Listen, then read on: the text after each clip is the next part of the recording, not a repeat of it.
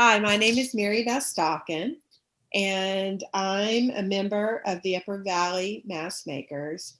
I was an administrator of the group and started the group back in March to meet the help with the PPE needs, specifically providing cotton masks for facilities and individuals. Like at the end of August, we had donated 40,000 masks. And now at the beginning of November, we're up to about 48,000 masks. So there are approximately 200 different organizations that have received them, and probably 10,000 individuals besides that. I'm Dave Salone, and I'm the Director of Development and Community Relations for West Central Behavioral Health. And Mary Beth has invited me to participate here because we've been a beneficiary of so many masks, close to 1,500 masks made by her group, the Upper Valley Mask Makers, and by Mary Beth herself, who keeps on sewing.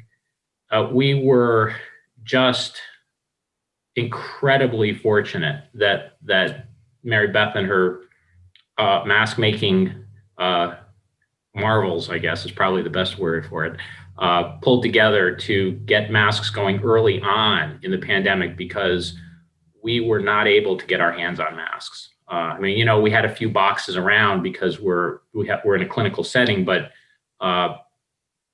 they went very quickly, and so the cloth masks were really something that were indispensable for us, particularly in those early days. And they've kept coming. And, it's like magic. And it's been an incredible experience. They've got masks, not just for themselves to keep themselves safe, but also to have a wide enough variety and sizes of masks for their clients to put on so that it's, and it's been a great way for us to educate people who might otherwise not have known that masks were so important early on in the pandemic. When we started out, in the height of our membership, we had about 550 members, and we're substantially lower now. But we have people that all they do is sew, and they sew. Some of these ladies and some men sew 100 masks a day. We have members that all they do is cut. They cut little rectangles of fabric. We have members that wash and dry, and we have members that the administrators are responsible for playing cheerleader, keeping everyone's morale up, to dealing with trying to make sure that our requesters get exactly what they need. Honor Hingston Cox was and I were the first two administrators of this group back in March, and we started the group.